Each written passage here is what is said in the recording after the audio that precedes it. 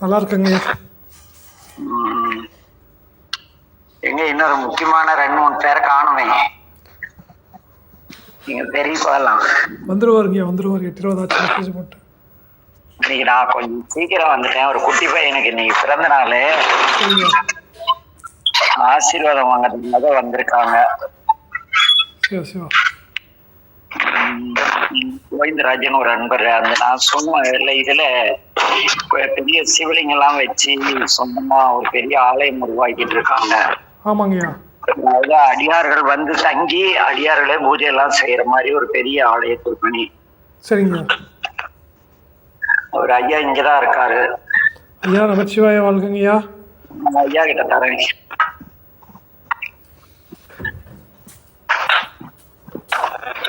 ஐயா நமச்சிவாய வாழ்கங்கய்யா. ஐயா நமச்சிவாய வாழ்கங்கய்யா. ஐயா நீங்க உங்களை பார்க்கறதுக்கு செஞ்ச பாக்கியங்கய்யா. உங்க வருகை வந்து ரொம்ப மகிழ்ச்சி. நமச்சிவாய. பெரிய பெரிய சிறப்பான பணி செஞ்சுட்டு இருக்கீங்கய்யா. ரொம்ப சந்தோஷங்கய்யா.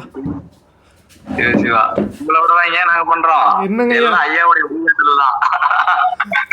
நமச்சிவாய வாழ்க. எல்லாம் இறைவனுடைய கருணைங்கய்யா.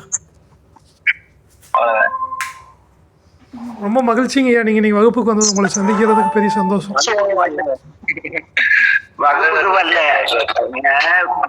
இன்னைக்கு பிறந்த நாள். அப்படியாங்கய்யா?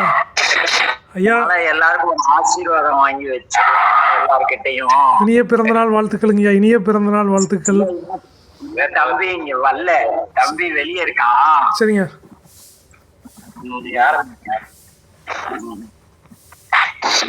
நேற்று செடிகள் சிந்திச்சோம். அவர் அந்த பஞ்சாட்சர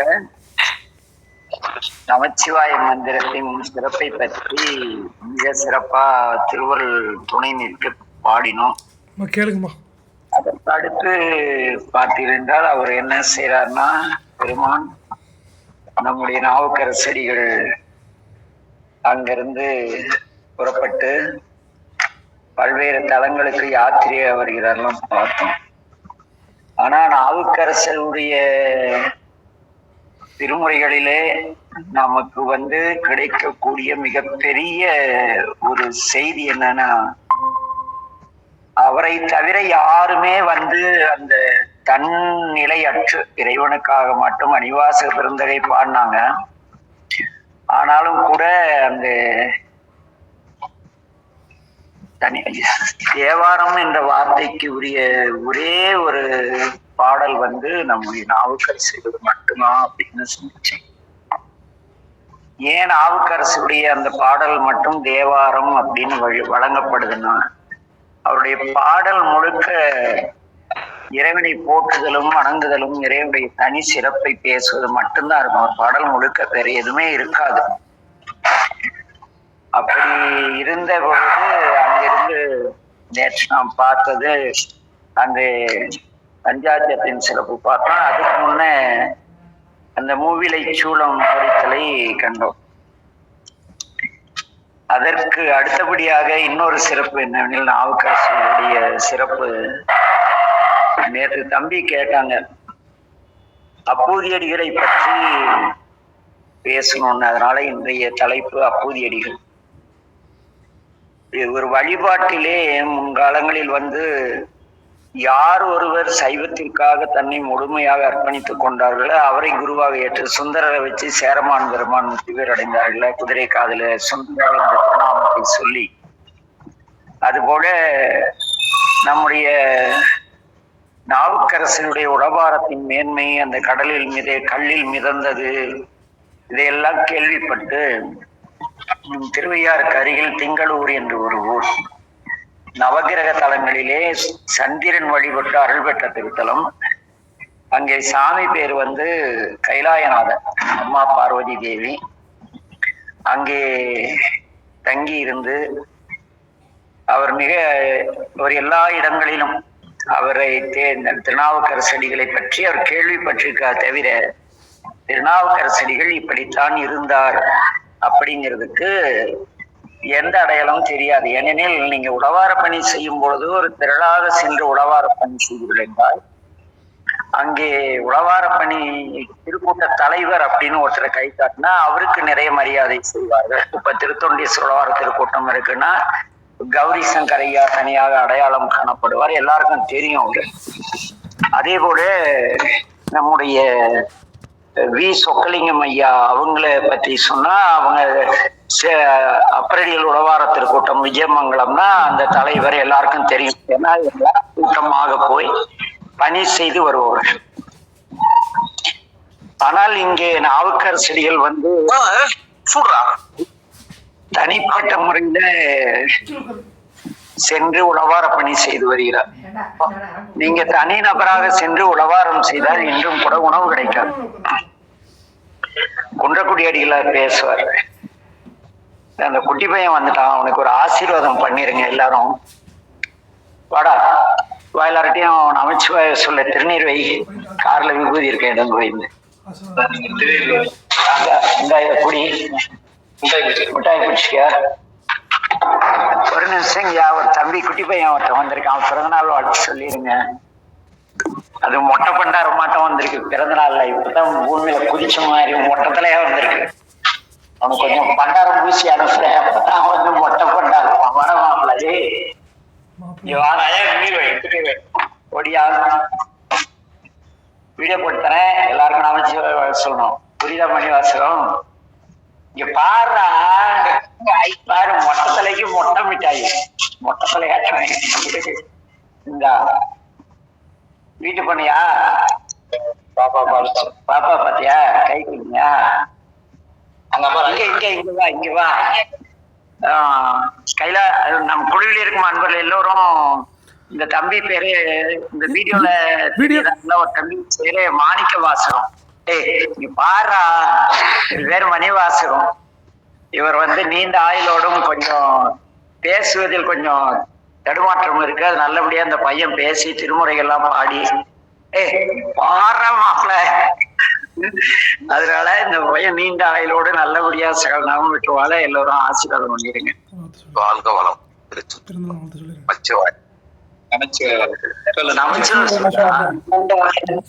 நீ சொல்லு,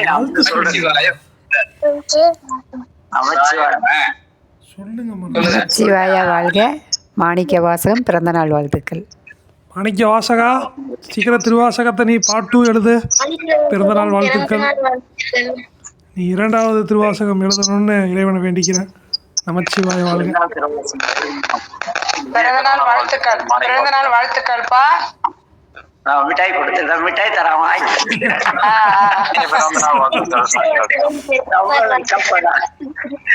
ரொம்ப நமச்சிவாய வாழ்க. மாணிக்க வாசகம் பிறவி திருநாள் நல்வாழ்த்துக்கள். எல்லா புகழும் இறைவனுக்கு. வருஷம் மிட்டாய் வச்சிட்டு இருக்கான் ஒவ்வொருத்தரும். நமச்சிவாய வாழ்க. வாழ்க வளமுடன். வாழ்க வளமுடன். நமச்சிவாய வாழ்க. நமச்சிவாய வாழ்க. மாணிக்க வாசகா, தம்பிக்கு நடராஜ பத்தி கொஞ்சம் கொடுத்து விடுறேன், அவன் படிக்கிறதுக்கு. நல்லா தண்ணி இதுல ஊத்திட்டு சரிங்க.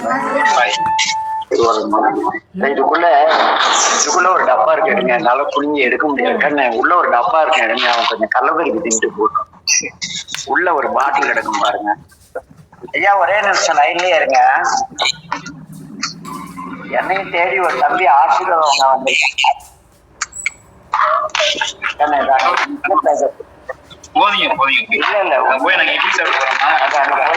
யாரு மாமாவா வர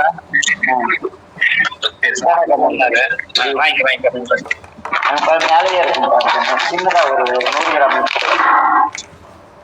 இல்லையா? தெரியாது, இருங்க வரேங்க.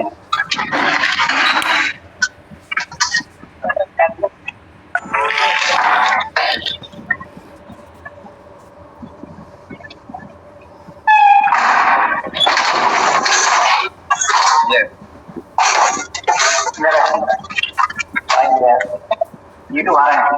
நான் ஒரு புதுசா இந்த மாதிரி மொட்டை பசங்களுக்கு எல்லாம் ஒரு துண்டு கொடுக்குற மரம் பண்ணலான்னு இருக்கேன்.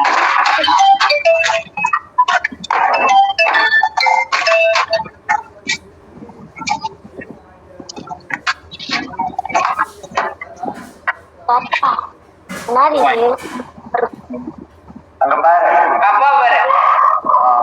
வாழ்நாள் முழுக்க பயன்படுத்த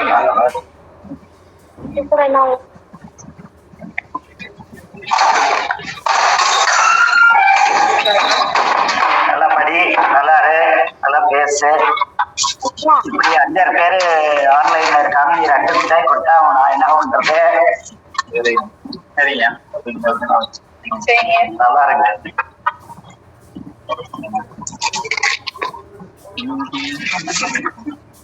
ஆமா, இதுல எங்க ஒருத்தரையும் காணோம். கண்ணு உன்னதான் போட்டோ எடுக்கிறாள் லைட்ல. இந்த அன்பர்களுக்கெல்லாம் சொல்லிடுங்க. அனைத்து அன்பர்களுக்கும் ரொம்ப நன்றிங்க. நமச்சிவாய் வாழ்ங்க. நமச்சிவாய் வாழ்ங்க. சிவாய நம. நன்றியா நன்றியா. நமச்சிவாய் வாழ்க. இன்னைக்கு எதிர்பாராம இந்த தம்பியுடைய பிறந்த நாளுக்கு வந்தாங்க. அடுத்து நம்முடைய உழவார பணி பத்தி பேசிட்டு இருந்தோம். இந்த உழவார பணியில நீங்க தனியா போய் உழவார பணி செஞ்சீங்களா, அவங்களுக்கு இறைவனா பார்த்து உணவு அளித்தாலும், இல்லைன்னா யாருமே கொடுக்க மாட்டாங்க. ஏனெனில் திருநாவுக்கரசியில் வாழ்ந்த காலத்திலும் இவ்வளவு பெரிய திருக்கோயிலா இருந்தனங்க. நீங்க நிறைய கோயில் அப்புறடியில் உழவாரம் செய்து பாடல் பதிகப்பட்ட திருத்தலங்கள்லாம் போய் பார்த்தீங்கன்னா கடல் மாதிரி இருக்கும் கோயில். 10 ஏக்கரா 15 ஏக்கரால அப்பவும் சைவர்கள் வாழ்ந்து இருக்காங்க. ஆனா கோயில்ல உழவாரம் பணி செய்யறாங்கன்னு ஒருவேளை சோறு போடுறது கூட வக்கற்ற சமுதாயம் பாரு. நம்ம இவரு குன்றக்குடி அடிகளார் பழையவர், அந்த பெரிய வெந்தாடி வேந்தர் இருந்தார் இல்லையா, அவர் என்ன சொல்லுவார்னா, ஒருவேளை உணவளி கூட உழவார பணி இது எப்படி என்னடா குன்றக்குடி அடிகளார் இப்படி சொன்னாரே, இது நிஜமா இப்படி இருக்குமான்னு ஒரு சந்தேகம் இருந்தது.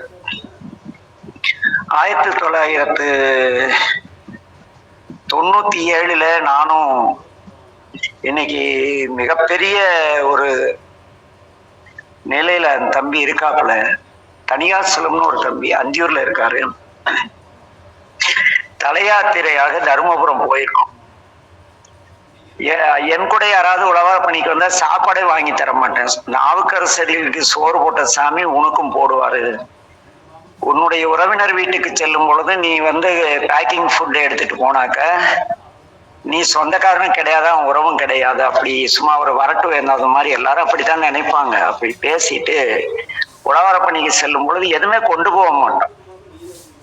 நானும் தனி காசும் ரிட்டர்ன் பஸ் ஃபேர் மட்டும் தான் கொண்டு போவேன். காசு இருந்தா ஏதோ ஒரு செலவு பண்ணிடுவோம், சாப்பிடுவோன்ட்டு. அப்படி திருப்பழனம் எல்லாம் போய் உழவார பணி செஞ்சுட்டு தருமபுரம் போறோம். தருமபுரத்துக்கு போனதும் அந்த அன்னை தர்ம சிம்மத்தினுடைய கருவறை கோபுரத்துல ஒரு மிகப்பெரிய அரசமரம், கிட்டத்தட்ட ஒரு 5-6 அடி உயரத்துக்கு அரசமரம் அந்த கருவறை கோபுரத்துல முளைச்சிருக்கு. அந்த கோயில் தருமபுரம் மடத்துக்குள்ள இருக்கு. யமன் வழிபட்ட திருத்தலம். ஆக அப்படி இருக்கு. நானும் தனியாசும் போனோம். என்ன தனியாசு இப்படி இருக்கோன்னா, அப்ப கடலூர்லயே பாண்டிச்சேரியில இருந்து அடியார்கள் திருவாசமுற்றோர் சாமி அந்த உள்ளுக்குள்ள என்ட்ரன்ஸ்ல ஒரு இதுல உட்காந்து படிச்சுட்டு இருக்காங்க. அடியனுக்கும் அந்த தனியாசுக்கும் ஊர்பட்ட தண்ணி தாகம், என்ன பண்றதுன்னு தெரியல. ரொம்ப தூரம் நடந்து போனோம். மயிலாடுதுறையில இருந்து நடந்து போறோம்னு வச்சுங்களேன். முதல் நாள் சரியான உணவு கிடையாது. ஏன்னா சாமி திருப்பலர்நாதர் அது பெரிய திருக்கோயில். 2 நாள் மாடா போய் மேல ஏறி உதச்சி காடு வெட்டி ஒருத்தர்கிட்ட சொல்லி கொடுவால் கொண்டாட சொல்லி எவ்வளவு ஊர்பட்ட சேவை. எல்லா அரச மரத்தெல்லாம் வெட்டி வெளியே போட்டுட்டு அப்படியே பசிக்கலைப்போட அப்படியே அங்கிருந்து நம்ம மயிலாடுதுறை மயூரநாதரை வழிபட்டுட்டு அப்படியே தருமபுரத்துக்கு நடந்து வரோம். வந்தா மத்தியானம் ஒரு 10:45 ஆயிடுச்சு. சரியான பசி. எனக்கு பசி ஒரு பழக்கப்பட்டு போயிடுச்சு சாமி அருளால. ஆனா அந்த பையன் 21 வயது இளைஞர். அவர் நேரத்துக்கு கரெக்டா அவங்க வீட்டுல மணியை பார்த்துட்டு சோறு போடுவாங்க. ஆனாலும் தனியா செய்யா விடுங்கியா பாத்துக்கலாம், ஏதோ ஒரு நாள் தானே, நாவுக்கரசர் சோறு போட்ட மாதிரி நமக்கும் சாமி பொதி சோறு போடாத அப்படின்ட்டு வந்துட்டு இருக்கான். அப்புறம் மேலே ஏறினோம். சரி வந்தோம். அந்த கிணத்துல குடிக்க தண்ணீர் கேட்டோம். சாமிக்கு அபிஷேகத்துக்கு தண்ணீர் எடுக்கிற கிணறு ஒண்ணு இருக்கு அந்த தர்மசம் ஆலயத்துல. அதுல இருந்து தண்ணி சேர்ந்த போனா அங்கிருந்து ஒரு பரிசாரகர் வந்து இது சாமிக்கு அபிஷேகம் பண்ற தண்ணி குடிக்க கூடாதுன்னா.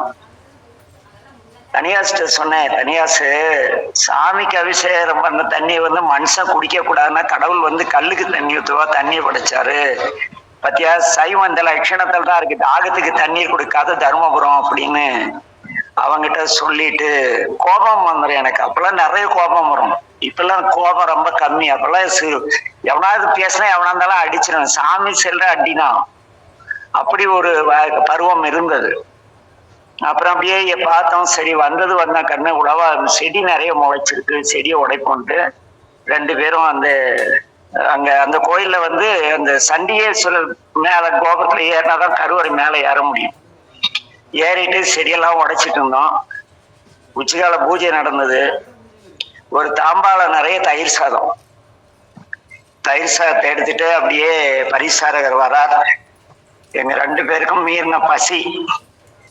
தனியார் சொல்றேன், ஏன்னா நாவுக்கர செடிகளுக்கு ஏண்டா சாமி தயிர் சோறு கொடுத்தாருன்னு ஒரு நேரத்துல இறைவனை திட்டிருங்க. பாவம் கஷ்டப்பட்டு நாவுக்கரசர் உழவாரம் பண்ணி செஞ்சுட்டு வராரு. அவருக்கு ஒரு நல்ல சோறு போட இந்த சாமிக்கு வக்கு கிடையாது. இந்த சிவனுக்கு தயிர் சோறு கொண்டாங்க. ரொம்ப அப்படி ஒரு மாதிரி நக்கலா கிண்டல் அடிச்சிருக்கேன். ஏன் தயிர் சோறு கொடுத்தேன்னு எனக்கு உணர்த்ததுக்காக சாமி அன்னைக்கு ஒரு வித்தை பண்ணாரு. நல்ல வைகாசி சித்திரை மாசம், நல்ல வெயில். அப்படியே நான் வறண்டு போச்சு. மேலே தண்ணியே கொடுக்க மாட்டேன்ட்டாங்க. கிட்டத்தட்ட 1.5 டிராக்டர் அளவு அந்த கோபுரத்து மேல அந்த புல்லெல்லாம் நானும் தனியாசம் வெட்டுறோம். அப்ப அந்த சுப்பிரமணிய தேசிகர் அந்த பெரிய இதுக்கு சமாதி ஆயிட்டாருல்ல, அந்த சன்னிதானம் இருந்தாங்க. அவங்க அப்படியே வராங்க. வந்து அந்த கடலூர்காரங்களை பார்த்து எல்லா மடத்துல எல்லாம் வந்து சாப்பிட்டு போங்க அப்படிங்கிறாங்க. அவர் எனக்கு ரொம்ப பழக்கமானவர். அப்படியே வலம் வராரு. அந்த அம்பாள் கருவறை அரசன் செடி அப்படியே உடைச்சி சன்னிதானத்துக்கு முன்னால போட்டேன். அண்ணாந்து பார்த்தாரு. ஓ யாரா இப்படி குறும்பு பண்ணதுன்னு பார்த்தேன். சொக்கரா உங்க விளையாட்டுக்கு அளவே இல்லை அப்படின்ட்டு போயிடுச்சு. சன்னிதானம் சாப்பிட சொல்ல ஒன்னும் சொல்ல எதுவும் கிடையாது. பட்னியோட உழவார பண்ணி செஞ்சு எல்லாம் வேலை முடிக்கணும் இல்லையா. எல்லா செடியும் உடைச்சி சுத்தம் பண்ணிட்டு மணி 2:45 ஆயிடுச்சு. அதுல இடையில தாம்பாளத்தை விட்டுருந்தேன். தயிர் சோறு கொண்டாந்தாங்க. சாமிக்கெல்லாம் நைவேத்தியம் பண்ணாங்க. கொண்டு போய் சம்மர்த்தனியுடைய அந்த சன்னிதானத்தை வச்சு கதை விட்டாங்க. தனியார்கிட்ட சொல்றேன், பத்தியா தாயினும் சால பறிந்தன்னு சொல்லுவாங்க. சிவன் தான் தாயினும் சால பறிந்தவர்னு ஏன் தெரியுமா சொன்னாங்க தனியாசு? பேரு தான் தர்மசம்மர்த்தினி. பாரு கதவை சாத்தி தயிர் சோறு தின்னுட்டு இருக்கா. சாமியே அம்மாவே தர்மசம்மத்தின்னு பறிச்சுட்டு இவளே இப்படிதான் தர்மபுரம் எந்த லட்சணம் இருக்கும் அப்படின்னு சொல்லிட்டு இருக்கிறதெல்லாம் தள்ளிட்டு ஒன்னும் நாக்கு ஒட்டுற அளவுக்கு உடம்பு வறண்டு போச்சு. அப்படியே வந்து சண்டிகேஸ்வரர் இறங்கினதான் தெரியும். நானும் தனியாசும் பசியில மயக்கம் ஆயிட்டோம். தண்ணி தாகம், பசி, மயக்கம். திடீர்னு யாரோ 2 குட்டி பசங்க வருது. வந்துட்டு எங்களை பார்த்து அது அவங்க பேசுறது கொஞ்சம் அறகுறையா காது கேக்குது. அடியாராட்டுக்கு மயக்கம் போட்டாங்க, போய் தண்ணி கொண்டாங்கிறாங்க. கொண்டு வந்து அந்த எந்த கிணத்துல நாங்க தண்ணி குடிக்க வேண்டாம்னு சொன்னாங்களோ அதுல இருந்து தண்ணி எடுத்துட்டு வராங்க. கொண்டு வந்து எங்க மூஞ்சில அடிச்சுட்டு, ஐயா நீங்க சிவனடியாரா அப்படி கேட்டாங்க. ஏன் கண்ணு அப்படின்னும், இல்ல அடியார்களுக்கு ஆண்டவன் தாங்க சோறு போடணும், மனிதர்கள் போட முடியாது. நான் வயசுக்கும் பசங்களும் சம்மந்தம் இல்லைக்கு தனியா ஏதோ பேசுங்கன்னு அவங்ககிட்ட மெதுவா திக்கி தண்ணீரே சொன்னேன். ஓ பசித்திருக்கீங்களா, இருங்க வரேன்ட்டு அந்த பிள்ளைகள் 2 நேரா தர்மசமுத்திரி சன்னிதானத்துக்கு போச்சு. போயிட்டு அந்த தாம்பாளத்துல சோறு இருந்தது இல்லையா, தயிர் சோறு, அதை எடுத்துட்டு வந்ததுங்க. எங்க கிட்ட அதுங்க என்ன தெரியுமா சொல்லுச்சு, ஐயா நாங்க வந்து பாடசாலையில் இருக்கிற குழந்தைக்கு தினமும் நைவேத்தியம் பண்ணின சாப்பாடை 2 பேர் கொடுத்துருவாங்க. இது இன்னைக்கு எங்க முறை, இதை நாங்க சாப்பிட வந்தோம், நாங்க தினம் சாப்பிடதாங்கய்யா. நீங்க பாவம் அடியார்கள் பணி செய்து இவ்வளோ புல்லு பார்த்தங்க, அவ்வளோ வெட்டி போட்டிருக்கீங்க, சாப்பிடுங்கயா அப்படின்னு. எங்களால பேசவே முடியல, பசி மயக்கம், நாக்கு ஒட்டி போயிருந்தாங்கிறான். இன்னும் அந்த குழந்தைங்க என்ன பண்ணுச்சுன்னா அந்த தாம்பாளத்துல ஒரு கோடு போட்டுதுங்க கொடுக்க. சரியா, சாமி அவ்வளவு உதவி செஞ்சாரு இன்னைக்கு. ஐயா நீங்க கொஞ்சம் வயசானவராட்ட தெரியுது, கொஞ்சம் தான் புல்லு வெட்டி இருப்பீங்க, இவர் சின்ன பையனா தெரியுறாரு, நிறைய புல்லு வெட்டி இருப்பாரு அப்படின்ட்டு பெருயாரு ஒரு 3/4 பகுதி பக்கத்துல தயிர் சாத்தை எடுத்து தனியா ஊட்டுதுங்க. ஏன்னா எங்களால எடுத்து சாப்பிடும் அளவு உடம்புல வலி இல்லை. எனக்கு ஒரு பையன் ஊட்டுது. 2 பேரும் சாப்பிட்டோம். சாப்பிட்டதும் அப்படியே 2 நாள் பட்னியா அப்படியே வயிற்றுக்குள்ள இந்த தயிர் சாதம் குழு குழு குழுன்னு உள்ள போச்சு. கொஞ்சம் நினப்பு அப்படி தவறி அப்படி ஏதாச்சும் கண்ணு, நாங்க வெயில்ல ஏண்டா கண்ணு குட்டிங்களா, நீங்க வெயில்ல நீங்களே எங்க கூட இருக்கீங்க அப்படின்ட்டு கொஞ்சம் நிழல்ல உட்கார்ந்துட்டோம். உட்கார்ந்ததும் அந்த குட்டி பையன், ஒருத்தன் பேரு கற்பக விநாயகம், இன்னொரு பேரு நடன சபாபதி, அந்த பாலகன் பேரு. அந்த நடன சபாபதிங்கிற அந்த குட்டி பையன், ஐயா இருங்க வரேன் அப்படின்ட்டு ஓடிச்சு. ஓடி போய் தருமபுரத்துல ஆளுடைய நாள் பேரு சொக்கநாதர். உச்சி காலத்துல அவருக்கு சிறப்பு அபிஷேகம் நடைபெறும். அப்படியே வெண்ணெய் திரள தயிர் ஊற்றி அபிஷேகம் பண்ணுவாங்க சாமிக்கு. அது ஒரு பெரிய சருவம், ஒரு 3 லிட்டர் பிடிக்கும் அந்த சருவத்துல. அதை எடுத்துட்டு வருதுங்க. கண்ணு உங்களுக்கு சாப்பாடு நீங்களே சாப்பிட கண்ணுன்னு அந்த பையன்கிட்ட கேட்டேன். அவன் சொன்னான், அதான் தர்மசம்மத்தினி யாருக்கு போடணுமோ அவங்க தான் கிடைக்கும், இன்னைக்கு அம்மாவுக்கே சோறு இல்லை, அம்மா உங்களுக்கு கொடுக்க சொல்லிட்டாரு அப்படின்னாங்க. அப்புறம் அதுக்குள்ள அந்த பையன் அந்த தயிரை எங்களை கொடுத்து குடிக்க சொல்லுதுங்க. எங்கேயோ ஒரு தொன்னை தூக்கிட்டு வந்தது. இந்த தேங்காவோடு சிப்பை இருக்கு இல்லையா, தேங்காய் உரிச்சு அந்த ஓடு, அதை கொண்டாந்து ஊத்துதுங்க. ஒரு 3/4 சருவம் குடிச்சிட்டோம். அவ்வளோ தாகம், அவ்வளோ பசி. குடிச்சதும் அந்த குழந்தைங்க, போதுமாங்கய்யா இன்னும் என்ன குடிங்க, அப்புறம் கூட குடிங்க, எங்க யாரும் எதுவும் கேட்க மாட்டாங்க, இது பாடசாலை குழந்தைகளுக்கானது, நாங்க சாப்பிட்டு பாத்திரம் கழுவினோம். எங்க கண்ணு உங்களுக்கு கொஞ்சம் நினைவு வந்துருச்சு, கண்ணு நீங்க எதுவும் சாப்பிடலையா? இல்லைங்கய்யா பரவாயில்ல, நீங்க அடியார்கள் சாப்பிட்டது நாங்க சாப்பிட்ட மாதிரி. குட்டி பசங்க ஒரு 12 வயசு கூட இருக்காது. சொல்லிட்டு அதுங்க என்ன பண்ணுச்சுன்னா, ஒரு பையன் உட்கார்ந்துச்சு, அந்த நடன சபாபதிங்கிற பையன் கீழே உட்கார்ந்து காலை மடக்கிச்சு. அவனுடைய வலது தொலையில என்ன தலையை வச்சு படுத்துக்க சொல்லிடுச்சு. தனியாசு பார்த்து, தனியாசு நீ அதுல படுத்துக்க அப்படின்னு. சரி குழந்தைங்க ஆசையா கேக்குதுல, படு தனியாசுன்ட்டு நானும் தனியாசும் படுத்தோம். எப்படி தூங்கணும்னு தெரியல. திடீர்னு பார்த்தா அப்படியே அருமையான தென்றல். அதுல ஒரு குழந்தைங்களுக்கு விசிறு விடுது. துண்டுல, பாடசாலையில துண்டு கட்டிருப்பாங்கல்ல, அதை எடுத்து விசிறுது.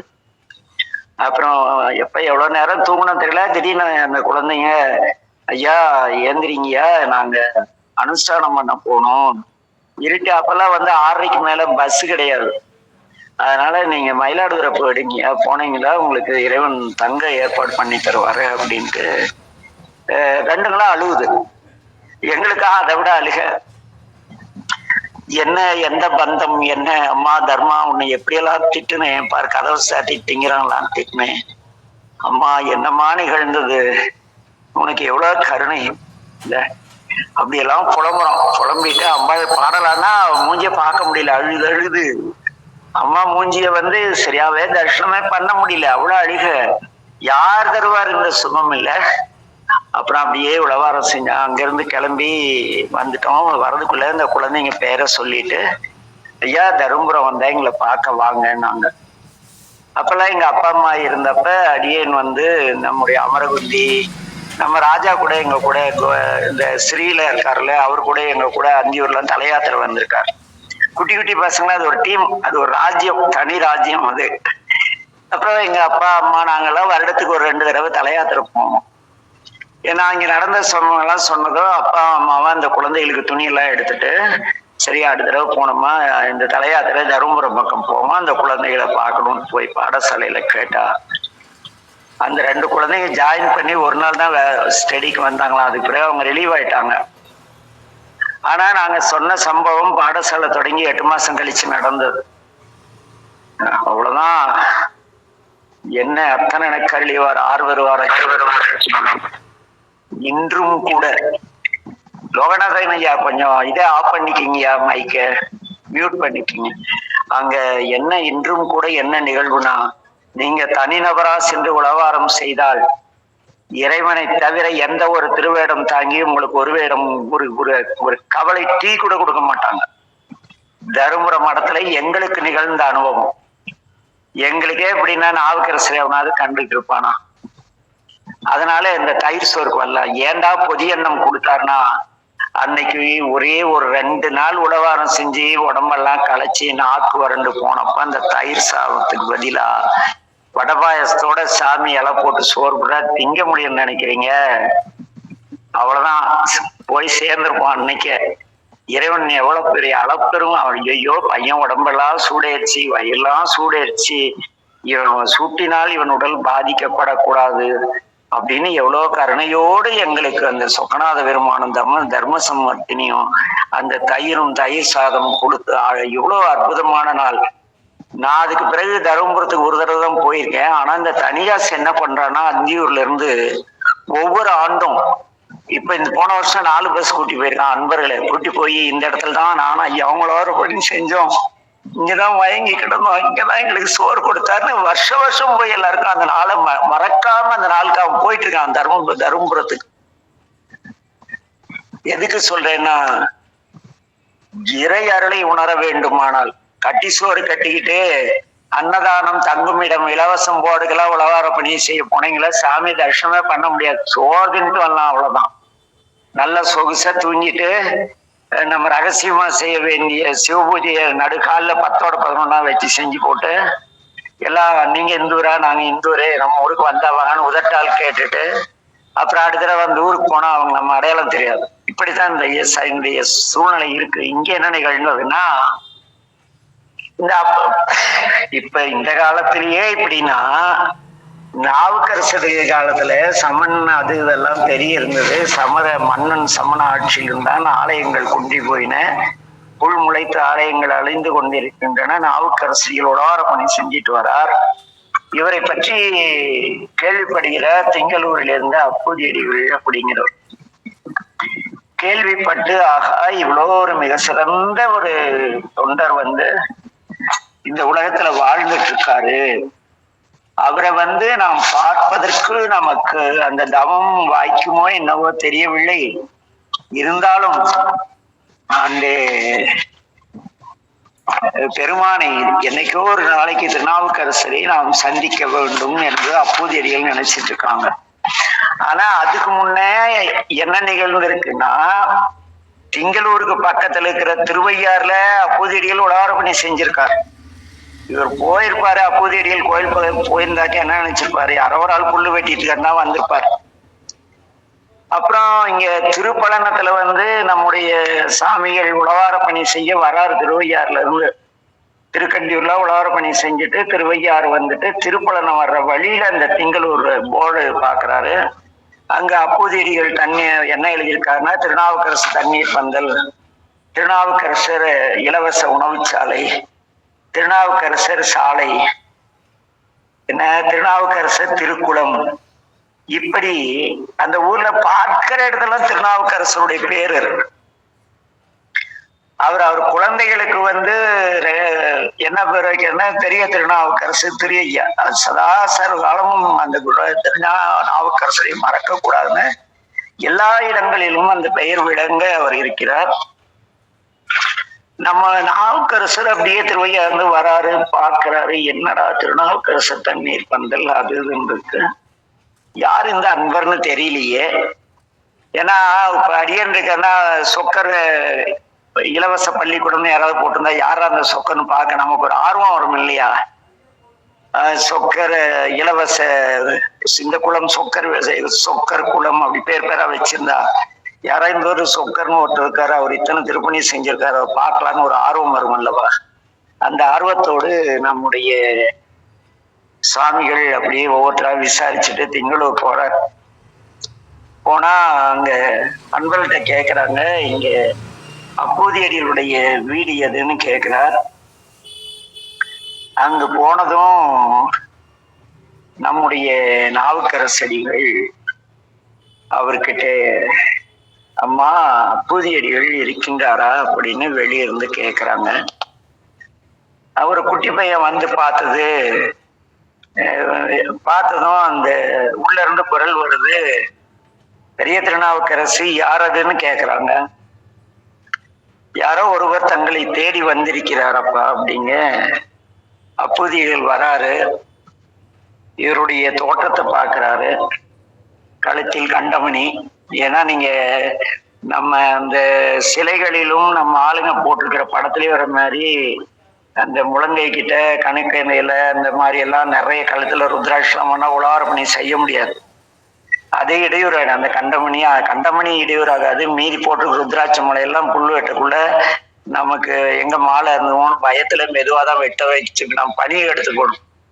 ஒரு கண்டமணியோட ஒரு பெரியவர், ஒரு அழுக்கடைந்த வெள்ளை ஆடை, மேல ஒரு துண்டு போட்டு சிவனேன்னு இருக்கார். பார்த்ததும் நம்மளா இருந்தா என்ன சொல்லியிருப்போம், நம்ம பேர்ல பாரா இவ்வளவு சரி நான் தான் திருநாவுக்கரசன் டம் அடிச்சிருப்போம். எப்படி ஒரு அடியார் தன்னை வெளிப்படுத்திக்க கூடாது என்பதற்கு உதாரணம் வந்து நம்முடைய நாவுக்கரசடிகள். அவர் பார்க்கிறாரு, அப்போது அது கேட்கிறார், ஐயா நீங்கள் அப்படிங்கிறாரு அப்போதியடிகள். நான் யார் என்பது இருக்கட்டும், இங்கே நீங்கள் அப்போதியடிகளா அப்படி கேட்கிறாங்க. ஆமா அப்படின்னதும், உங்கள் வீட்டில் யாராவது திருநாவுக்கரசு என்று இருக்கிறார்களான்னு அடுத்து கேட்கிறார். இல்ல அப்படிங்கிறார் அப்போதியடிகள். அப்படியாயின் ஏன் குளம், பள்ளிக்கூடங்கள், அந்த தண்ணீர் பந்தல், அன்னசாலைகள் எல்லாவற்றிற்கும் திருநாவுக்கரசர் என்ற பெயரை வைத்திருக்கிறீர். அவர் உமக்கு உறவான்ட்டாரு. அவ்வளவுதான். அவருக்கு அப்படியே சேர்க்கலர் வேற லெவல்ல சொல்லுவார். அது நாளை சிந்திப்போம், டைம் காலம் கருதி. அவருக்கு அப்படியே அவ்வளோ கோபம் வந்துருச்சான் அப்போதியடிகளுக்கு. நீர் வயோதிகர் பெரியவர் என்று மதித்து உன்னிடம் பேசிக் கொண்டிருந்தோம். சைவம் காக்க சுண்ணாம்பு களவாயில் வேர்ந்து விஷமருந்து யானையால் இடரப்பட இருந்து கடலில் கட்டி கடலில் பூட்டி கரையேறி அந்த உத்தமர், அந்த இறையருள் பெற்ற இறைவனால் திருநாவுக்கரசு என அழைக்கப்பட்ட அந்த மிகப்பெரிய அருளாளர், அவரை பற்றி கேள்விப்படாத நீ ஒரு சைவனா? நெற்றியில் திருநீர், கழுத்தில் ருத்ராட்சம் அணிந்திருக்கிறீர். யாரையா நீர்? திருநாவுக்கரசு யாரையா நீர் அப்படின்னு கடுமா. நாளைக்கு அந்த பாடலை படிக்கிறோம் பாருங்க. ஐயோ, சேக்கலார் அடிகள் அப்பூதிகள் வாழ்ந்திருப்பார் அந்த இடத்துல. அப்பூதியில் எவ்வளவு கோபப்பட்டிருப்பாருங்க அந்த வார்த்தைகள்ல இருக்கும். அவரு சொன்ன உடனே என்ன ஆயிடுச்சுன்னா, நாவுக்கரசடிகள் கண் கலங்க ஆரம்பிச்சிட்டார். நம்மை பார்த்தறியாத இவருக்கு இந்த திருநாமத்தின் மேல எவ்வளவு பற்றுன்ட்டு கண் கலங்க வாய் குளற என்ன அவர் சொல்றாராம், அன்பரே தாங்கள் கூறிய அந்த சிறியேன் அடியேன் தான். என்ன நீங்க பெருசா சொன்னீங்க பத்தியா ஒருத்தரை பத்தி, அந்த சிறியவன் அடியேன் தான் அப்படின்னாராம். இல்ல இவ்வளவு ஒரு உணர்ச்சிகரமான இடம் அல்லவா பெரிய புராணத்துல. நம்ம இடானா போவக்குள்ளவே இல்ல அப்படி டம் டம் டம் டம். நான் அங்கிருந்து வந்திருக்கேன், நான் அந்தூர் சிவனடியார், நீங்க எந்த ஊர் சிவனடியார்? இவர் போனேன், நான் தான் திருநாவுக்கரசு, கல்லில் மிதந்தவன்னு அறிமுகப்படுத்திருக்கலாம் இல்ல. அப்பூதியடிகள் எவ்வளவு சந்தோஷப்பட்டிருப்பார்ல. அவர் திட்டிய பிறகு இவரு அது நான் திருநாவுக்கரசு கூட அவர் சொல்லலையாம். இதுவரை தாங்கள் கூறிய அந்த பெருமைக்கெல்லாம் ஏற்பிடாத சிறியேன் அடியேன் நான். நீங்க சொன்னீங்களே அந்த சிறப்பான செயல்களுக்கெல்லாம் இறைவனால் என்னை ஆய்வு செய்து தேர்ந்தெடுக்கப்பட்ட சிறியேன் நான் அப்படின்னார். அவ்வளவுதான். அப்பூதியடிகள் பதறி போனார்.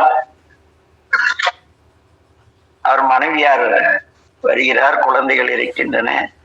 எல்லோரும் ஒரு கணம் செயல் மறந்து பேச்சு மறந்து தடுமாறி என்னன்னு தெரியல, அப்படி ஒரு நிலையில இருக்காங்க. அதற்கு பிறகு ஒரு வார தேதி நாவுக்கரசடிகளை அழைத்து, ஐயா வாங்க, அவருடைய பாதத்துக்கு தண்ணி ஊத்த போறாங்க. அடியேன் இதற்கு அருகதையற்றவன் போய் அவரே அங்கெல்லாம் தஞ்சை மாவட்டத்துல எல்லாம் முன்பெல்லாம் வீட்டுல பெரிய வீடுகள்லாம் தொட்டி இருக்கும். அந்த வீட்டை நான் சுத்தி அறை இருக்கும், நடுவுல ஒரு பட்டகசாலை இருக்கும், அதுல தண்ணி வச்சிருப்பாங்க. காலெலம்ப நாவுக்கரசு நாவுக்கரசர் எடுத்து தானே தன்னுடைய கால்களை அலம்பிக் கொண்டு அங்கே சென்று திண்ணையில் அமர்கிறார். ஐயா, தாங்கள் என் இல்லத்திலே அன்பு கூர்ந்து உணவருந்த வேண்டும் அப்படிங்கிறார். என்ன உடனே நாவுக்கரசடிகள், என்பால் இவ்வளவு அன்புடைய உன்னுடைய அன்பிற்கு கட்டுப்பட்டு நான் உணவருந்துகிறேன் அப்படிங்கிற. போன சோறு போட்டா அது கஜாமஜான அப்பா சோறு கிடைச்சுன்னா சாப்பிடக்கூடாது, ஒரு நல்ல அடியாக. முடிஞ்ச வரைக்கும் இந்த ஔவையார் சொல்லுவார், உண்ணீர் உண்ணீர் என்று ஊட்டாத தம்மனையில் உண்ணாமை கோடி வரும். நான் இப்ப நம்ம கைலாசத்தை எடுத்துக்குமே, கைலாஸ் வீட்டுக்கு போறேன். கைலாஸ் அவங்க அப்பா சுக்கரையா சாப்பிடுங்கிறாரு. அவங்க அம்மா எதுவுமே சொல்லனா நான் சாப்பிடக்கூடாது. ஒரு குடும்பத்துல இருக்கிற 2 பேரும், அந்த அப்பா அம்மா இருக்காங்கல்ல பெரியவங்க, கணவனும் மனைவியும் உண்ணீர்னு சொல்லணும், உண்ணீர்னு 2 பேரும் சாப்பிடுங்கன்னு சொன்னாதான் அந்த வீட்டுல சாப்பிடணும். சரி, இந்த ஆளுக்கு வேற வேலையே இல்லை, பொட்டை மாட்டி பட்டடிச்சுலாம் கூட்டியாந்துட்டு அந்த அம்மா விதியன்னு சோறு போடக்கூடாது, வந்துட்டாரே சோறு போடணும்னு போடக்கூடாது. இல்ல அந்த அம்மா நல்ல சிவபக்தியா இருந்தா அந்த ஆள் பற்று என்னடா இவ கோயில் கொள்ளாது, இந்த அம்மா மேல இருக்கிற கடுப்ப நம்ம கிட்ட அவர் சாப்பிடுன்னு சொல்ல மாட்டார் அந்த ஐயா. இது ஒழுங்கா கணவனை பராமரித்து அந்த 5 கடமைகள் செய்தா அடியார் யாரு போனாலும் மனங்குளிர் அது அப்பாவும் சோறு போடுவாங்க. இப்படி முரண்பாடான ஒரு வீட்டுல போயிட்டு சாப்பிட போனா யாரோ ஒருத்தர் சாப்பிட சொல்ற வீட்டுல சாப்பிடக்கூடாது. அது எவ்வளவு நெருங்கிய உறவா இருந்தாலும் சரி, கணவன் மனைவி இருவரும் என்னங்க சாப்பிட்டே ஆகணும்னு கையை பிடிச்சு உரிமையோட உட்கார வைத்தால் ஒழிய சைவர்கள் யார் வீட்லயும் சாப்பிட மாட்டாங்க. இது சைவ சமயத்தின் மாண்பு. சைவ நெறியாளர்கள் எவ்வளவு பெரிய ஆளா இருந்தாலும் சரி, அவங்க வீட்டுல கணவன் மனைவி இருபாலரும் சாப்பிட சொன்னாதான் சாப்பிடுவாங்க, யாரோ ஒருத்தர் சொன்னா சாப்பிட மாட்டாங்க. அது போல இங்க நாவுக்கரசடிகள் அப்பூதியர் சொல்லும் பொழுது அவருடைய துணைவியாரும், ஐயா எங்க வீட்டுக்கு எங்க அப்பா வாட்டம் வந்திருக்கீங்க, வாங்க சாப்பிடுங்க, அவரை மிக விருந்தோம்பல் செய்து குழந்தைங்கெல்லாம் நம்முடைய நாவுக்கரசடிகள் பேரெல்லாம் கேட்டு மகிழ்ந்து கொண்டிருக்கிறார். வீடில் உள்ள சமையல் தயாராயிடுச்சு. சமையல் தயாரானதும் சரி, ஐயா பாவம் உலகார பணி செய்து பல்வேறு ஆலயங்களுக்கு சென்றவர், அவருக்கு தினந்தோறும் நல்ல சோறை கிடைச்சிருக்காது, நல்ல சாப்பாடு போடுவோன்னு அவங்க நல்ல சாப்பாடுலாம் செஞ்சுட்டாங்க. சரி, சாப்பிட அந்த வாழை இலையில அந்த காலத்துல இப்ப காமெடி ஆயிடுச்சு. சென்னையில ஒரு வீட்டுக்கு போயிருந்தேன். என் அன்பிற்குரிய பையன் ஒருத்தன் முருகானந்தம் இருக்கான், கபாலின்னு சொல்லுவோம். அங்க போனா வாழை இலையாட்டம் ஒரு பச்சை கலர் பேப்பரை கட் பண்ணி அதை இலையும் அதுல சோறு போடுறாங்க. நான் என்ன பண்ணிட்டேன், தெரியாதனமா தண்ணியை தெளிச்சுட்டு பேப்பர் இலையை காட்டிடுச்சு, தரையில வச்சு சாப்பிட்டோம். ஞாயிற்றுக்கு அந்த பையன், ஏன்னா கீழே பேப்பர் இருந்தது, ஆனா தண்ணியில ஊறி போய் மண்ணும் சேர்ந்து சாப்பிட்டோம்னு வச்சிங்களேன். அப்படி ஒரு இலவாங்குதல் கூட சிக்கனம் பண்ற மகானுபவர்கள்லாம் இருக்காங்க. ஆனா அப்பூதிகள் அப்படி அல்ல. அந்த தோட்டத்துல போய் இலை பறித்து வா என்று சொல்றாங்க. பெரிய திருநாவுக்கரசு போய் இலை பறித்து வருகிறார். பறிக்கிறப்ப என்ன ஆச்சுன்னா, ஒரு பூனாகம் குழந்தைய கடிச்சிடும். அந்த சிறுவன் எவ்வளவு பக்குவ நிலையில இருக்கணும் பாருங்க. பாம்பு கடிச்சுன்னா ஐயோ பாம்பு கடிச்சுன்னா கத்துல ஒண்ணும் பண்ணல அந்த பையன். அந்த மரபுசால் சைவர்களுடைய வாழ்வியல் ஒரு மிக மேம்பட்டது. அந்த குழந்தைகளுக்கு கூட நம்ம வீட்டுக்கு ஒருத்தர் வந்திருக்குள்ள நமக்கு எதுனாலும் வெளியே அவங்க உணவு சாப்பிடுறது மட்டும்தான் அந்த குழந்தைக்கு கூட குறிக்கோளா இருந்திருக்கு பாருங்க.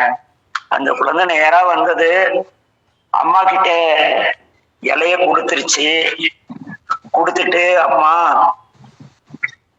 என்னை அரவு தீண்டி விட்டது அப்படின்னு சொல்லிட்டு மயக்கம் போட்டு விழுந்துருது.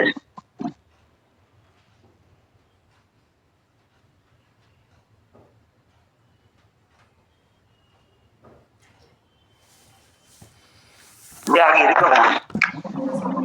இந்த குழந்தைய ஒரு பாயில் போட்டு சுத்தி ஒரு பக்கம் எடுத்து வச்சுட்டாங்க. எடுத்து வச்சுட்டு அமைதியா, யாரும் அழல, எதுவும் செய்யல. வராத விருந்தாளி வந்திருக்கார், நமக்குள்ள 1000 நல்லது கெட்டது இருக்கும். அவர் வராத பெரியவர், அவர் வயிறார உணவு மட்டும்தான் அவங்க மனது எவ்வளவு மனத்தின்மை சிறு தொண்டை இருக்கும் அப்பூதியடிகளுக்கும். வந்தாங்க, திருநாவுக்கரசடிகளை பார்த்தார்கள். ஐயா வாங்க சாப்பிடலாம்னாங்க. ஒரு அடியார்கள் ஒரு வீட்டுக்கு போனா அந்த வீட்டு குழந்தைகளோ அந்த வீட்டை சார்ந்தகளோ நம்முடன் அமராமல் கை நழைக்க கூடாது, சாப்பிடக்கூடாது. இது சைவத்தின் ஒரு மரபு. போனாரு, திருநாவுக்கரசு உட்கார்ந்தாரு. இவங்க எதையுமே வெளிக்காட்டிக்கல. அந்த குழந்தை, அந்த சிறிய திருநாவுக்கரசு எதையும் வெளிக்காட்டிக்கல. உடனே நாவுக்கரசடிகள், அம்மா நான் ஒரு கிடைத்ததை உண்டு வாழ்பவன், என் வீடு போல் இதை நினைக்கிறேன், என்னுடைய பேரப்பிள்ளைகள் இருவரையும் பெரிய திருநாவுக்கரசையும் அலையுங்கள் அப்படிங்கிறாங்க. அப்ப அங்க சிறு தொண்டர் சொல்லுவாரு, இப்போது உதவான் அப்படின்னு. இவங்க உடனே நாவுக்குதான் ஐயோ இவனு கத்துல, அவர் இப்ப வரமாட்டாங்க, பையன் எங்கேயோ வெளியே விளையாட போயிருக்கான் அப்படின்னாங்க. அவங்க குரல்ல இந்த சிறு தடுமாற்றத்தை பார்த்ததும் நாவுக்கரசடிகள் புதியடிகளே, என்பால் தாங்கள் கொண்ட அன்பு உண்மையாயின் என்னாயிற்று பெரிய திருநாவுக்கரசன் கூறுங்க அப்படிங்கிறாங்க. ஒரு கணம் யோசிக்கிறாரு. இவருக்கு மனசு ஏதோ தப்பா நடந்திருக்குன்னு தெரியுது. இருந்தாலும் அவங்க கதறிட்டாங்க, சொல்லிட்டாங்க இது மாதிரி ஆயிடுச்சுன்னு. பிறகு அந்த குழந்தையை எடுத்துட்டு திங்களூர் கைலாசநாதத்திலும் கொண்டு செல்கிறார்கள். ஒரு அற்புதமான ஒரு வரலாறு. அடியார் எப்படி நடந்து கொள்ள வேண்டும், அந்த அடியாரை மதிப்பவர் எப்படி நடந்து கொள்ள வேண்டும், நம் குழந்தைகளை எவ்வாறு ஆளாக்க வேண்டும், இத்தனை செய்தி அப்போதையுடைய வரலாற்றுல இருக்கு. எப்படி யார் வீட்டுல சாப்பிடணும், சாப்பிடக்கூடாது.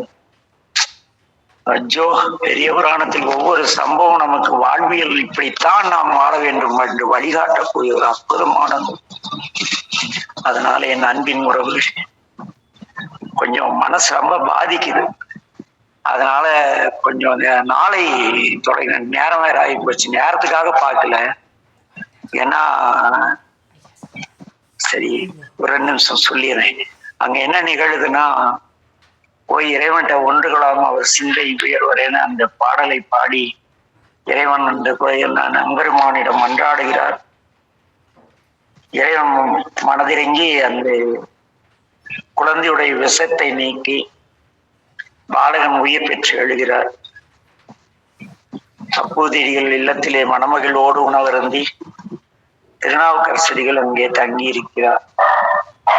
அவன் தினமும் உழவார பணி செஞ்சு கோயில்ல நாங்க உழவார பணிக்கு சென்ற பொழுது பெரும்பாலும் அந்த கோயில் வாயில் படியில் தான் படுத்து தூங்கும். கொசுக்கடி தாங்க முடியாது. அது இல்லாத எவனோர்த்தம் வருவான், யாரா நீமா, எல்லாம் சகிச்சுட்டு படுத்திருக்கணும்.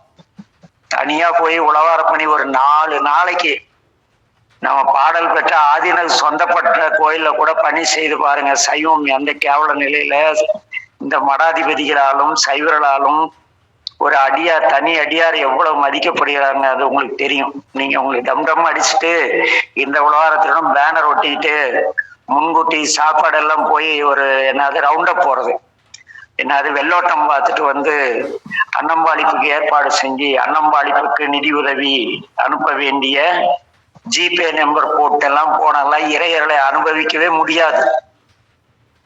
அதனால அந்த நாவுக்கரசடிகள் இதே மாதிரி எங்க வீட்டுல ஒரு சம்பவம் நடந்தது.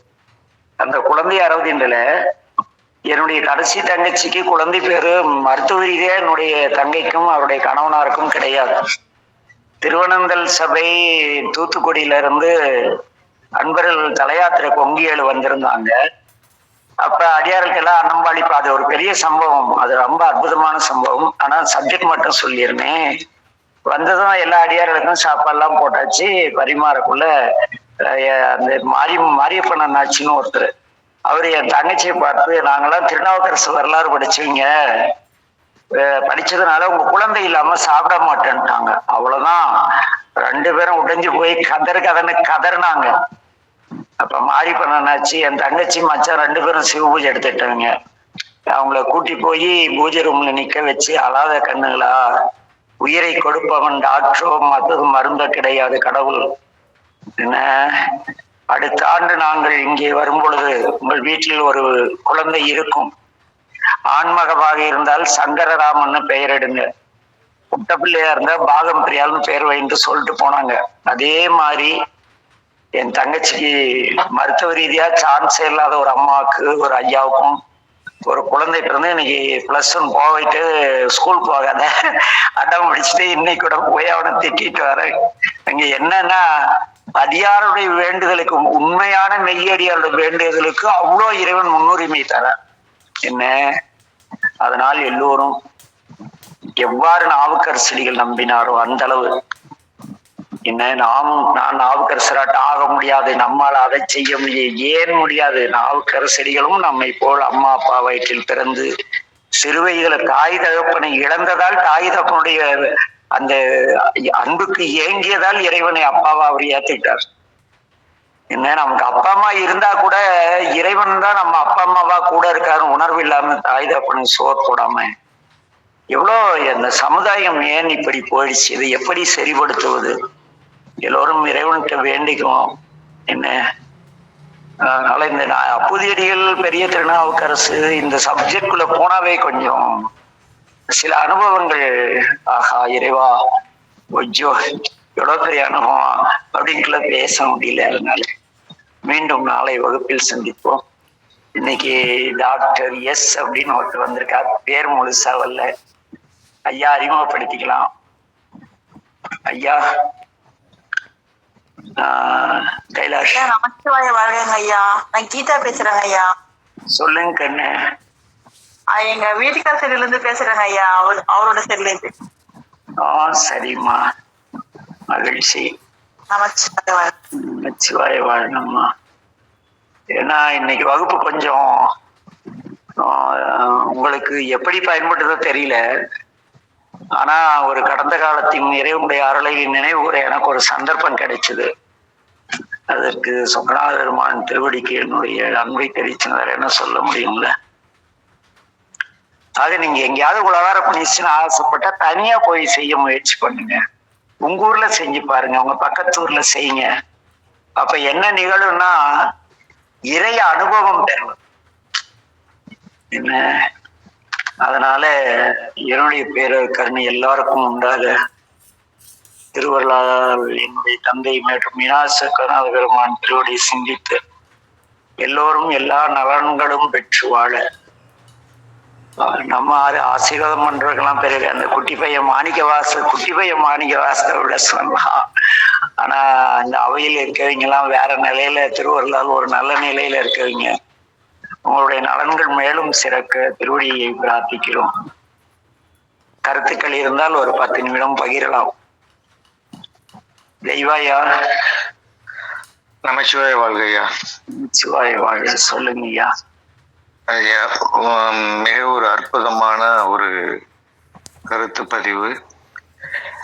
இன்று உழவார பணி என்பது நிறைய திருக்கோயில்கள்ல நடக்கக்கூடிய ஒரு இதுகளை விளம்பரப்படுத்தி தொண்டு செய்வது என்பது இல்லாமல், தொண்டு என்பது உழவார பணி என்பது மனமுகந்து தாமாக முன்வந்து ஒவ்வொருவரையும் அழைத்து இந்நாள் உழவார பணிக்கு என்பது நாள் தேதி நேரம் இடாமல், உழவாரம் என்பது பார்த்த போதெல்லாம் பணி செய்ய வேண்டும் என்பதே போல நம் கண்ணால் பார்க்கும்போது புல்புதர்கள் திருக்கோயில்கள் இருக்கும்போது அதற்கு ஒரு நாளிட்டு அந்த நாளில்தான் அதை செய்ய வேண்டும் என்பது இல்லாமல் உடனே அந்த பணியை செய்வது, மக்களை அடியார் பெருமக்களை உழவார பணிக்கு இந்நாளில் உழவார பணி செய்து அதுக்கான உணவு விளம்பரப்படுத்தாமல் செய்ய வேண்டும் என்பது உங்களுடைய அருமையான இந்த பதிவிலே உள்நுழைந்தும் மற்றற்ற மகிழ்ச்சி. அருமையான பதிவு. நன்றிங்க ஐயா.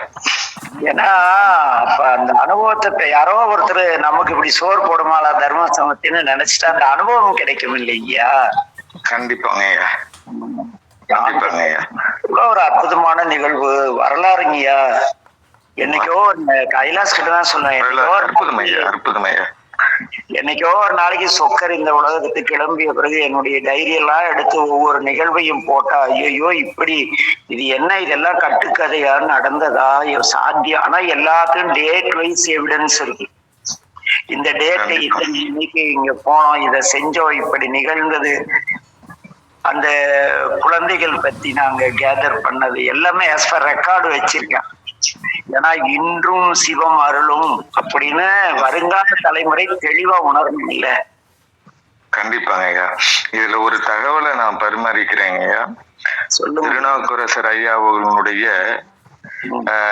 இறைவனடி சேர்ந்த இடம் எனது ஊருக்கு அருகாமையில் இருக்கக்கூடிய திருப்புகலூர் அப்படிங்கிற ஊர்ல தான் ஐயா அவர்கள் இறைவனடி சேர்ந்திருக்காங்க. அக்னிபுரீஸ்வரர் அப்படிங்கிறவுடைய திருக்கோயிலோடு இந்து அறநிலையத்துறையினுடைய கட்டுப்பாட்டுல அந்த திருக்கோயில் இருக்குது. சரி. அது அது ஒரு அற்புதமான, எனக்கு என் வீட்டிற்கு அருகாமையில் உள்ள மிகப்பெரிய ஒரு திருத்தலம், புண்ணியத்தலம் அக்னீஸ்வரர் திருக்கோயில். ஒரு அற்புதமான ஒரு ஆலயம். அந்த நாவுக்கரசருடைய உற்பாதங்கள் பதிந்த அந்த மண்ணில் அருகாமையில் இருப்பது என்பது எனக்கு பிறவி பலன்.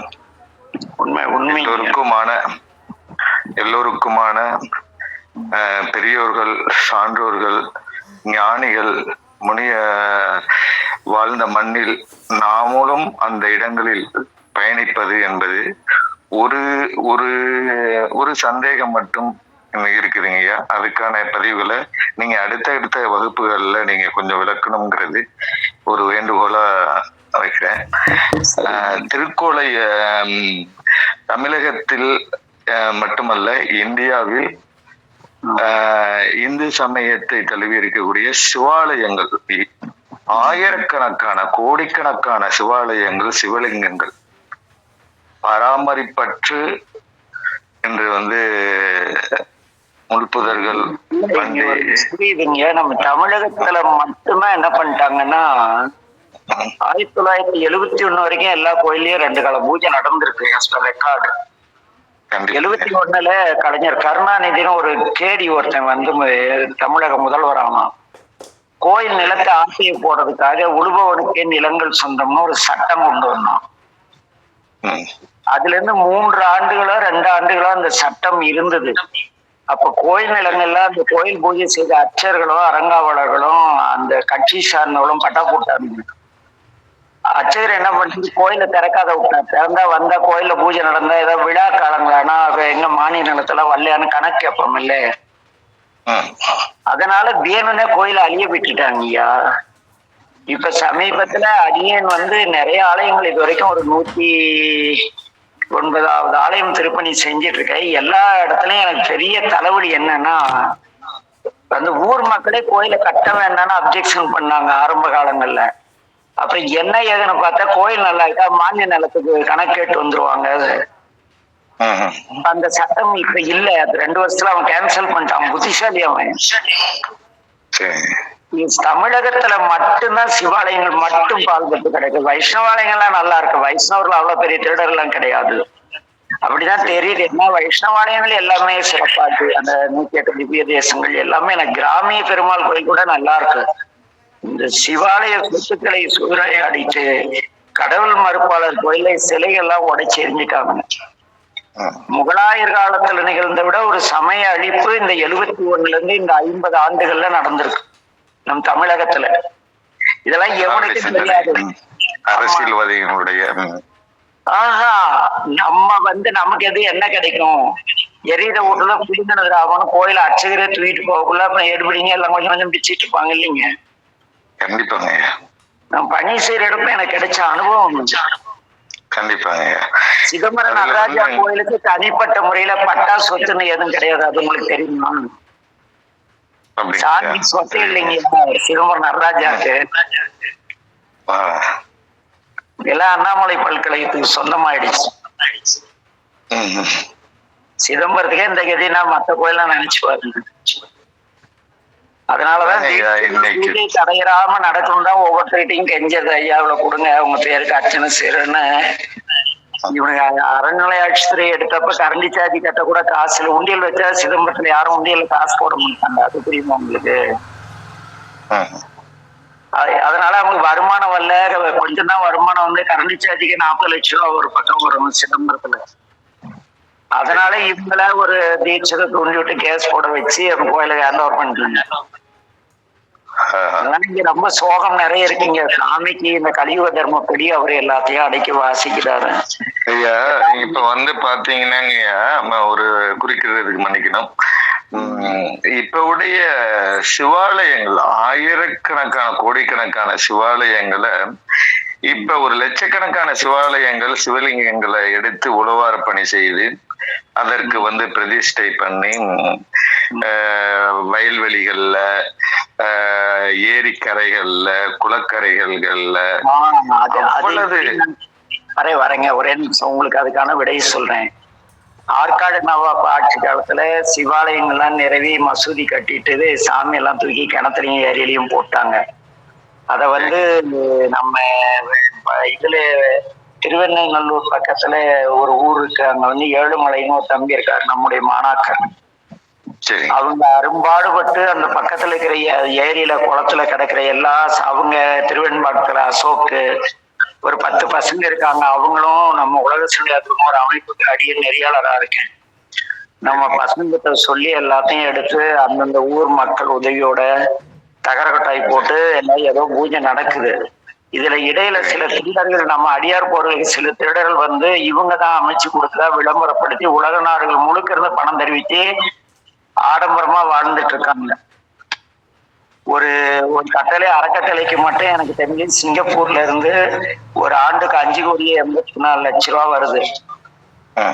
இந்த பணம் அனுப்புற முட்டாள்கள் இந்த பணத்தை கொண்டு இந்த அரண்மனை அறக்கட்டளை எத்தனை பாடல் பெற்ற தலத்தை காப்பாத்துச்சு, எதை காப்பாத்துச்சு எவனுமே கேள்வி கேட்க மாட்டேங்கிறான்.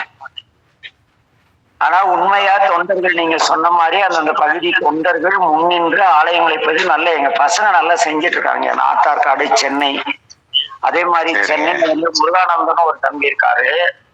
அவர் வந்து அச்சுதப்பாக்கம் அங்க இங்க எல்லாம் வில்லேஜ் டெம்பிள்ஸ் எல்லாம் கேப்பரத்து கிடக்கு இல்லைங்களா, அவன் அங்க போய் அவன் அங்க இருக்கிற அன்பர்கள்லாம் சிவபெருமானின் பெருமையை சொல்லி அவன் கிட்டத்தட்ட ஒரு 200 கோயிலை டெவலப் பண்ணியிருக்காங்க. 29 வயசு ஒரு 30 வயசு இளைஞர் தான். பசங்க நல்லா சர்வீஸ் பண்ணிட்டு இருக்காங்க. இப்ப மக்களுக்கு வந்து என்னுடைய சிந்தனை, என்னுடைய பார்வையிலிருந்து நான் பதிவு பண்றேன். கிட்டத்தட்ட ஒரு 20 வருடங்களுக்கு முன்னால் மக்களிடம் இருந்த இறை சிந்தனை ரொம்ப குறைவாக இருந்தது.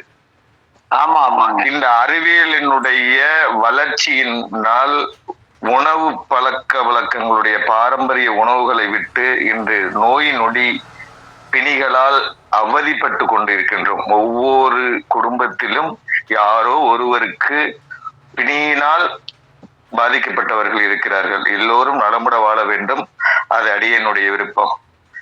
ஆனால் இன்று இருக்கக்கூடிய சூழ்நிலை என்பது எதிர்மறையாக இருக்கின்றது. ஒவ்வொரு வீட்டில் இருக்கக்கூடிய யாரோ ஒருவருக்கான ஒரு பிணி என்பது இருக்குது.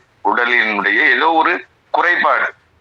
கண்டிப்பா அதை வந்து எதனால் இது வந்தது, உணவால் வந்ததா, இல்லை நம்ம வந்து இறை வழிபாட்டை முறையாக வழிபடாமல் இருப்பதினால் வந்ததா என்ற ஒரு சிந்தனை என்பது மிகப்பெரிய ஒரு எண்ண ஓட்டங்களை மனதுக்குள்ளே எல்லோருக்கும் இருக்கும். அதை போல எனக்குமான ஒரு எண்ண ஓட்டம். அதை போல வந்து இறைவனுடைய வழிபடுதல் என்பதற்கு நம்மளுடைய முன்னோர்கள், ஞானிகள், சித்தர்களுடைய இதுகளெல்லாம் கோவில்களை கட்டி வைத்து இறை வழிபாடு என்பது அங்குதான் செய்ய வேண்டும் என்பது பாரம்பரிய முறையில் இருந்த ஒன்று. காலையிலே சென்று கோயில்களிலே வணங்க வேண்டும் என்பது ஒரு பழக்க வழக்கங்களை மாற்றி இறைவனை நம் வீட்டிற்குள்ளே கொண்டு வந்தோம். வீட்டில் ஒரு அறைக்குள் கொண்டு வந்தோம். அறையிலிருந்து நம்மளுடைய கைப்பையில இருக்கக்கூடிய ஒரு பைக்குள்ளே கொண்டு வந்து விட்டோம். ஒரு வேடிக்கையான ஒன்று என்னவென்றால், மனிதன் விருப்பப்பட்டபடியெல்லாம் இறைவனை வணங்க வேண்டும் என்பது அந்த ஆட்கொண்டு விட்டோமோ என்ற ஒரு ஐய உணர்வை ஏற்படுத்துகிறது. இறைவனை தேடி நாம் செல்ல வேண்டும் என்பதே நம்முடைய முன்னோர்கள் வகுத்து வைத்த அறநெறி, நன்னெறியான வழிபாட்டு முறை.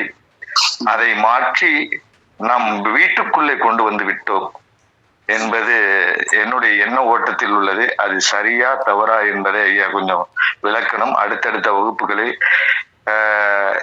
ஒரு மிகப்பெரிய ஒரு கருத்தாளுமிக்க ஒரு அற்புதமான இந்த ஒரு தளத்தை ஏற்படுத்தி இதில் பங்கு பெற்ற அனைத்து அடியார் பெருமக்களுக்கும் அடியனுடைய சிறந்தாழ்ந்த விளக்கங்கள். மீண்டும் சந்திப்போம் ஐயா. நேரம் கருதி இந்த கேள்விகளுக்கு நாளைய நாவுக்கரசடியுடைய பதிவுல உங்க கேள்விக்கான விடை இருக்கு. கண்டிப்பாங்க ஐயா. மகிழ்ச்சி ஐயா. நன்றி ஐயா. நாளைக்கு இது அந்த சப்ஜெக்ட்ல வந்து ஏன்னா அந்த கலந்துரையாடல் தொடங்கினதே சப்ஜெக்ட் சிந்திக்கதான். இருந்தாலும் வேற சப்ஜெக்டோட கொஞ்சம் அருளாளருடைய துன்பங்களையும் அவங்க எப்படியெல்லாம் கஷ்டப்பட்டு இந்த சமயத்தை நிறுவனாங்கிறத வந்து கொண்டு போனோம் தான் வரலாறு எடுத்து இடையில சொந்த அனுபவங்கள், அன்பருடைய அனுபவங்களை பகிர்ந்துக்கிறோம். கேள்வி மிக நியாயமானது. ஏன்னா வீட்டுல சாமி எங்க வீட்டுல இருக்காருங்கிற கண்டிஷனுக்கு வந்துட்டாங்க. அது இல்லாத குருவே சிவம்னு கோயில் போகாத கோயில சாமி பூவாங்கூட செத்து போற ஒரு மனுஷன் உட்கார வச்சு கூடக்கூடிய பூவை கொட்டுறாங்க. இதெல்லாம் வந்து உண்மையா ஒரு நல்ல ஒரு கருத்தாளம் மிக்க கேள்வி. திருவருள் நாள் சொல்லுங்க கண்டிப்பா. பெருமான் ஏன்னா இது மிகப்பெரிய கேள்வி. இது மேம்போக்கா பார்த்தா அப்படி இருக்காங்க. நிச்சயமா தினம் ஒரு சிந்தனையா.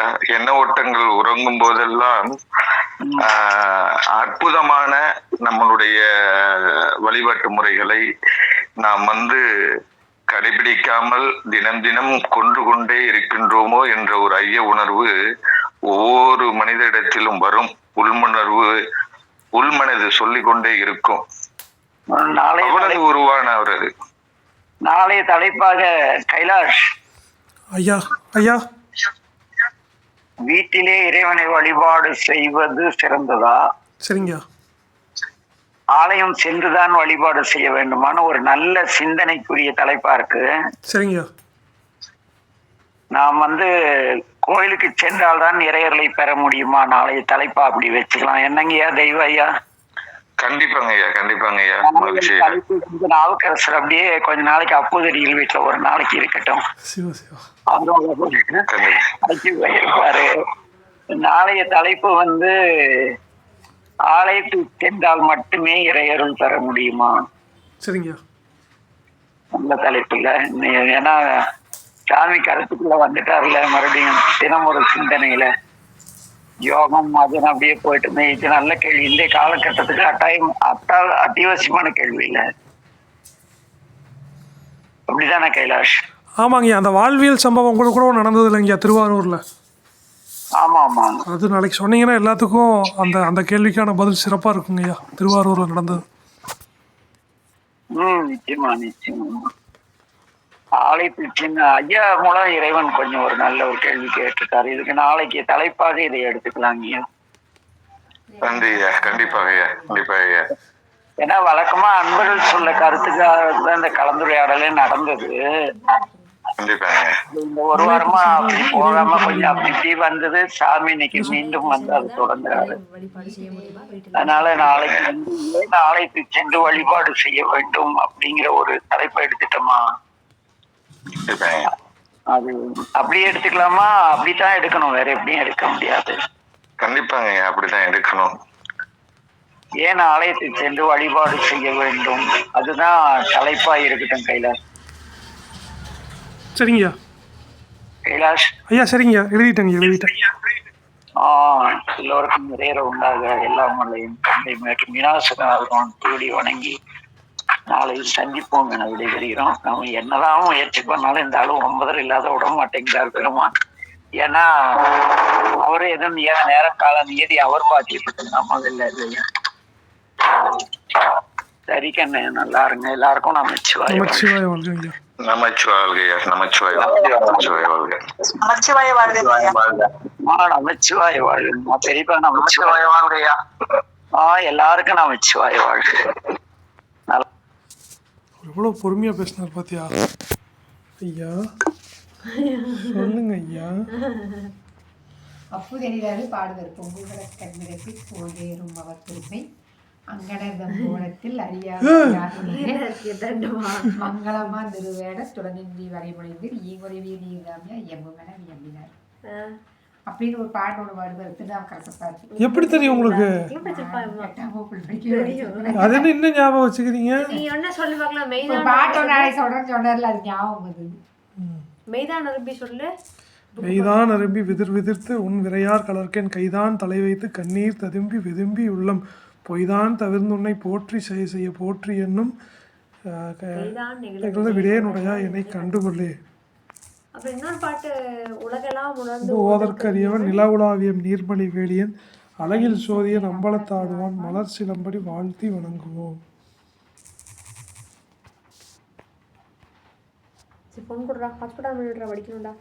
நானும் படிக்கணும்டி. இப்போ ஹாட்ஸ்பாட் ஆன் நெட் கிடைக்கலன்னா கேட்காத. ஆன் பண்ணிட்டேன்டி. எதுக்கடி இவ்வளோ பதற?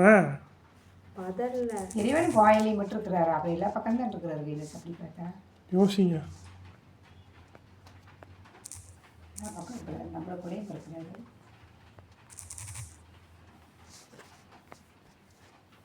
அவர் எங்கேயும் வெள்ளக்கத்தலை இழுத்து விடுவாரா சொல்லுவார். யாரு? இவன் பொறுமை பேசுகிறவர் ஏன் நாலு சிந்தனைன்னு சொல்லி ஏன் இப்படி சொன்னா இதெல்லாம் பேசுனா கோயிலில் போய் கும்பிடவும் பண்ணியிருக்க. இல்லைம்மா, நல்ல கேள்வியில்லைம்மா. ஏன் போய் சாமி கும்பிடணும்னு கேட்குறாரு. ஆலயம் சென்று சாலம் தொழுவது நல்லது. அப்புறம் உங்களுக்கு என்ன அதில் கஷ்டம்? இப்போ வீட்டில் கும்பிட வேண்டாமா? இல்லைம்மா, அவர் வந்து எவ்வளோ சுருக்கம் ஏற்பட்டுச்சுன்னு கேட்குறாருமா. இப்போ வந்து முன்னாடி வந்து கோயில் குளம்னு வந்து பெருகி இருந்தது இல்லையா? இப்போ வந்து அது எவ்வளவு இப்போ தான் நிறைய பேர் சாமி கும்பிட்றாங்க. அப்போல்லாம் அப்படி போய் கும்பிடல கைலாசு. இப்படி கோயில்களில் போட்டப்படுது. அப்பா என்ன காணும்? அப்பாவுக்கு ஒரு ஃபோன் பண்ணுறி. அப்பா அப்பா வரலாம் கூப்பிட மாட்டீங்களாம்மா?